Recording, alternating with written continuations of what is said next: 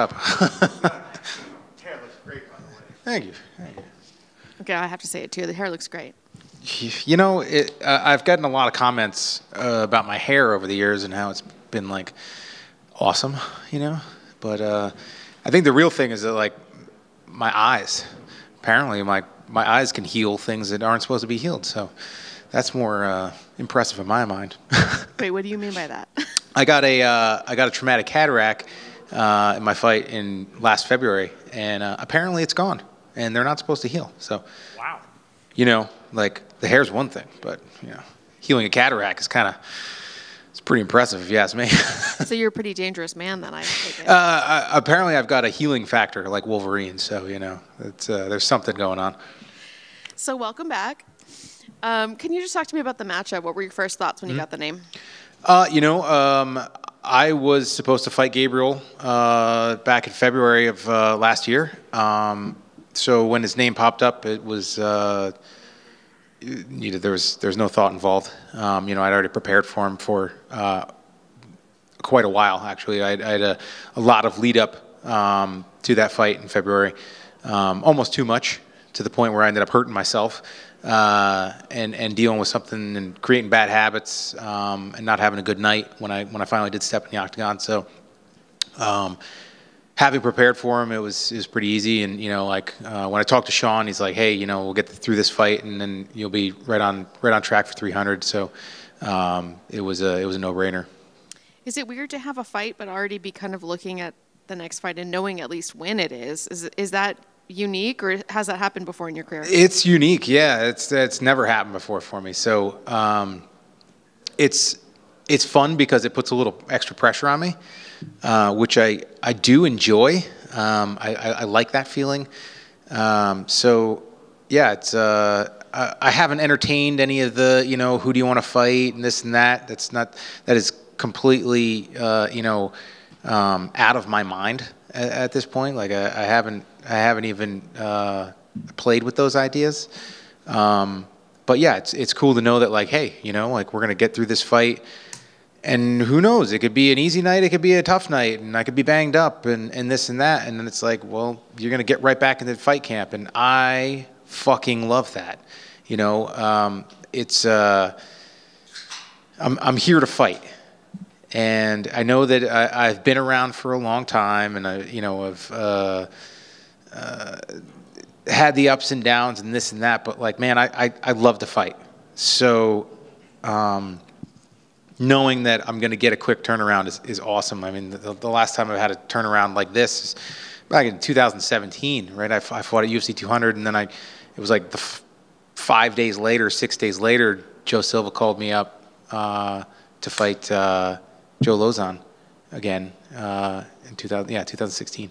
It was it's cool. It's cool to be active and know that I'm going to be active because I haven't fought since June. I like to fight. I want to keep doing this, and like there's a lot of miles on my body, and I'm definitely an older lightweight. And I know that like that every day that goes by, that it adds up. It doesn't get any easier. So my goal is to get in as many as I can until I decide that like, hey, it's too hard to get through fight camp. Really is the thing. Like the fights are kind of the easy part. It's silly to think about, but that daily grind is the difficult part, and I'm still able to get through it and still able to show up and be a dangerous man. And as long as that's happening, I'm going to keep doing it. Knowing that you have to get right back into fight camp, is that going to change how you are going to fight? I feel like I know the answer to this question. Absolutely fucking not. Yeah, no, I've got one task ahead of me, and and that's going out and beating Gabriel in a violent way and being the guy that I'm known to be. So, if I go out and I fight the way that I can and the way that I'm supposed to, and that forces me out of 300, well, so be it. I would rather that happen than, be conservative, because that's never been who I am, and as soon as that happens, I know that it's time to hang them up. So like I'm not going to do that. You mentioned that you may be over prepared for that the first time that you guys were matched up. Did this preparation go differently because of that, or was that just something that you've now adjusted for all your fight camps? It was one of those things. So I think the longest heads up for a fight for that February fight than I've ever had. Like I main evented on Fox, and I had less time to prepare than I did for that one. I think I had like almost 4 months. I have this really difficult thing to deal with, which is like when I'm training, there's only, I mean, it's hard to have more than one speed. And like, I'm like, well, I know I should be doing everything. I know I should be doing this. I know I should be, grappling. I know I should be hitting pads. I know I should be sparring. I should be doing all this stuff. And I can't do it at the same intensity for 4 months or 3 months. So I have to like throttle myself back and really like tell myself like, hey, just like, let's be in shape. Let's be ready. And then the last 6 weeks, then we dive in and we go hard. The last time I was just like, I was training, there was a lot of stuff going on, renovating bathrooms, doing this and that. And it's like, and it was just one of those silly things. And like, I've seen some people comment like on the post about me fighting on 300 and like, well, what if he gets hurt? I hurt myself leading up to that fight, bending over in the kitchen to pick up a piece of a wrapper that was on the floor. 9 o'clock at night, felt tight, was sore, just bent over too fast, and I put a decent tear in my patellar tendon. It was audible. Like my wife's like, "What the fuck was that?" Like I had to walk it off. And then I spent the next 8-9 weeks wearing knee braces from the time I woke up in the morning to the time I went to bed. At wrestling matches and basketball games and all that stuff. Not only on the mat. Like if I was out of bed, I was wearing them. So I was walking around like an old man. I was training like an old man, and I fought like an old man. So like I know that those types of things can happen at any time, and it might have been a little bit of everything going on. It might have been that I dove in a little too early in my training and had been going too hard too soon. So like I prefer that like 5, 6, 7 weeks of hard stuff, and I can maintain conditioning and strength in the meantime, and pedal to the floor for a month and a half. And he hasn't fought in about a year. Mm-hmm. Do you take into consideration all the improvements he could have made in that year that nobody's seen? Yeah. And also ring rust. Is that something that you think is even a real thing? Ring rust is definitely a thing. I'm not gonna bank on it. And that's one of the things that I look at when I'm training. I a couple of these interviews that I've done recently, I bring up Tony, right? Huge fan of his. I think that his run, his 12-0 run that he had was the most impressive streak that we have seen in MMA or in the UFC, because he was fighting at the top of the lightweight division, which is always the most competitive division for whatever reason. And he was dominating in violent fashion the top guys, the Pettis and Cerrone and all these guys. Like it was Barboza, like, and just beating the tar out of them. And like now he's on a skid, and I see people saying like, hey, he's got to remember who you are, and like what you did and this and that. And it's like, no, like Tony of today is not Tony of 2018. Like they're not the same guy. Like I'm not the same guy that I was in 2010. So when I train today, I train differently. I have a hierarchy of things that I'm looking to do. It's like be healthy is number one, and then it's be in shape, And then it's be sharp at what I'm good at, like be hitting pads, be drilling my good submissions and stuff like that. And like the last thing is worried about what my opponent brings to the table.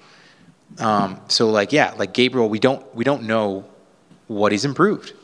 You know, the last film we have is from over a year ago. So he could be a completely different fighter. So I'm not going to prepare for a guy that the last film I have is, 14 months ago or whatever it is. Like, I'm preparing for the best in the world. And if he doesn't keep up to that, then I'm going to find my opportunities and I'm going to put them away. And that's the way that I look at it. And I've made the mistake in the past of doing that, of preparing for what somebody was, and like before I fought Gray, he threw looping punches. Every punch, every right hand that he threw was an overhand. And we come into the fight and it's straight right down the pipe. Bang! And then the next one, bang, breaks my nose. And it's like, shit. like where'd this come from, And like I made a mistake. I made a couple mistakes going into that one. So I learned from it, believe it or not. Today it's about being the best me that I can be when I step into the octagon and, not really worrying about him. He's tough. He's dangerous. I like the way he fights. I think it matches up well with me. I'm excited for the fight. And, that's all I'm really worried about. Just, he's going to be standing across the octagon from me, trying to take my head off, and I'm going to try to do the same thing to him. And last one for me. I know you said you don't have an opponent in mind for UFC 300, but do you have an idea or a dream of what you'd like to see as the main event for UFC 300? Maybe put your fan goggles on for a minute. As the main event? I don't know. Yeah, that's a tough one. Especially because they keep building 299. I was going to say, it could be unrealistic. Dude, 299 is epic. I'm not really sure. Yeah. All right. Yeah.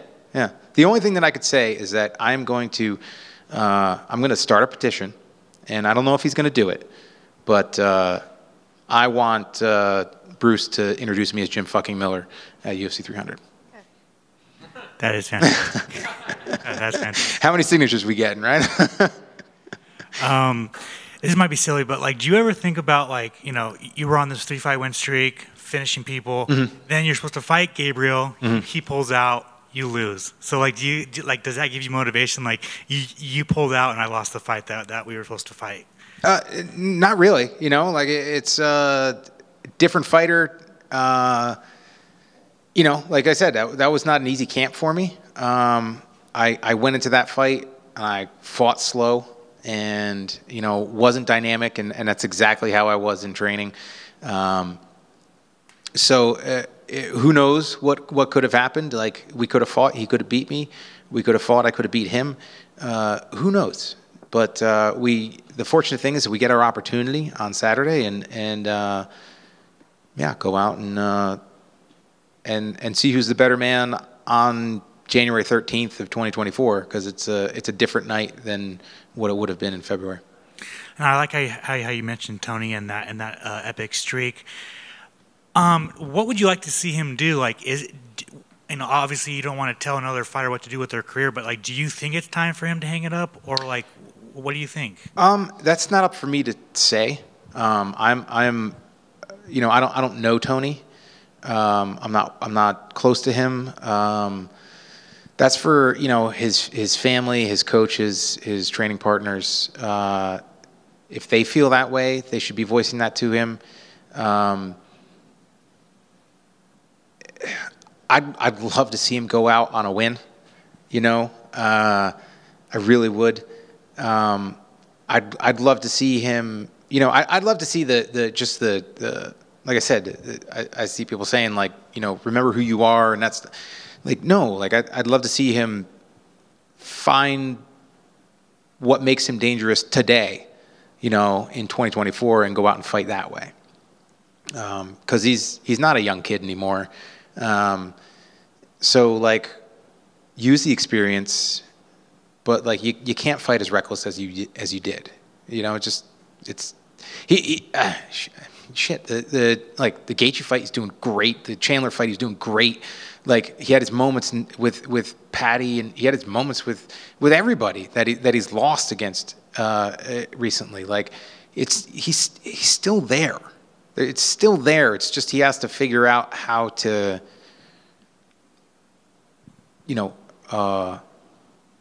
not necessarily change, but take the strengths that he's still got and mold them into something new that is effective in the octagon today. And it might not be there, unfortunately. That might be it.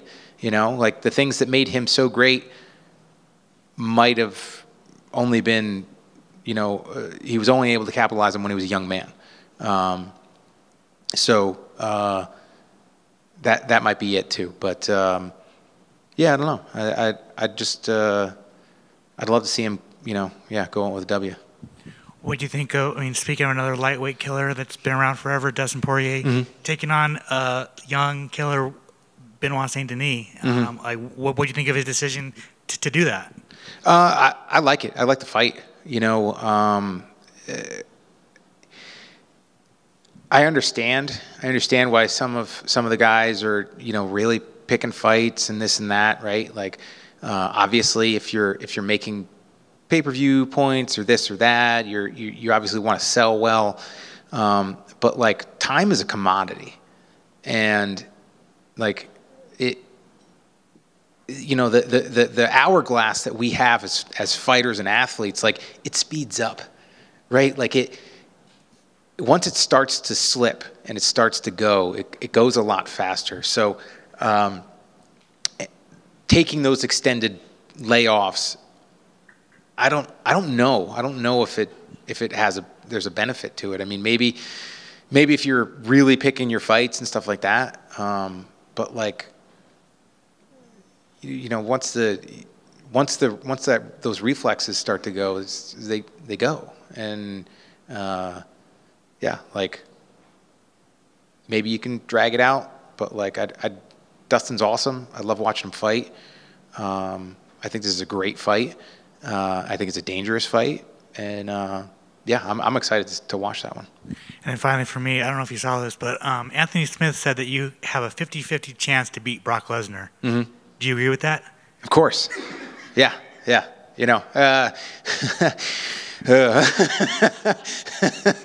I'm glad he throws me in there, but yeah, like, so as a fighter, right? Like, years ago, Ronda said, she thinks she could beat Kane, and that's a difficult fight, right? But the mentality has to be there. You have to, like, when you start walking to the octagon, it is the loneliest place on the planet.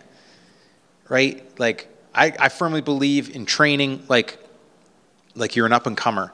Training like the guy that, that you're fighting is better than you, and they're doing more than you, and they're doing it better than you are. But the moment that it's fight day and you have to be the most confident person on the planet. And yeah, like, it'd be scary as shit. but I'm going to walk to that octagon, hopefully knowing that my bank account's going to get a big bump. Like, hey, like, we're going to take this. And the thing of it is I've trained with plenty of heavyweights through the years. I mean, my team now is a little bit smaller than me. But like, I don't like to bring up, like, because training is training, and I'm not a fan of keeping score, but I've trained with plenty of like heavyweight world champ grapplers and stuff like that, and I've subbed them out. So I know that if I can isolate something, I could Kimura Brock Lesnar. I know that I could, because I can lift enough, like, I get deadlift over 500 pounds. I can straighten the guy's arm. He can't single arm curl 500 pounds. So it's about isolating and stuff like that. It's going to suck, but I don't want to be underneath them. Yeah, I appreciate the push, but Yeah, we'll take it. 50-50. Well, speaking of just save 300, I mean, Yep. I guess a two-part question. I mean, it's so funny. You've thought about for so long trying to get on this card. Now it's just around the corner. Yeah. How special does that feel to be good? Your body looks good. You're fighting well. It's right around the corner. And then if you do get on that 300 card, which I know you will, does it matter the opponent? Does it have to be a super stellar name, or is it just any name? Because I know that's not going to be the end for you, but since it's such a big moment, do you want it to be like a stellar opponent, or does any good matchup work for you, just as long as you're on the card? I would like it to be. I would like it to be an interesting fight. I'd like it to be a fight that people are like, yeah, like this is an awesome one, you know. And honestly, I don't know if there's a lot of guys like at lightweight that works with. I might have to go up to 70s, and I'm 100% with that. It's cool that it's right around the bend. I didn't know I'd make it. You know, like it was years ago that I was like, hey, you know, 300, like let's drag myself to that finish line. And it's like, here I am, you know, 4-1 in my last 5, four finishes, performing. So like, yeah, the goalposts have moved for me, but yeah, it's cool that it's like finally here. Cause I mean, I think it was like, you know, maybe 19 or something like that I brought it up the first time. Like it was a ways away. So yeah, it's neat that it's finally here. I was honestly expecting it to be like they were going to play with the timing a little bit and push it back to International Fight Week, but so it's a couple months prior to what I thought it would be. But you know, yeah, it's neat that it's finally here, and it's awesome that I have made it and have been performing the way I've been performing and feel the way I feel, and you know, it's pretty cool. I love it. I feel like we've seen your hairstyles go through many ways. Who knows what it'll be for 300? I think it looks fantastic. Thank you. This is bedhead, actually. So, you know. Let's go with the bedhead. Yep. Thank you.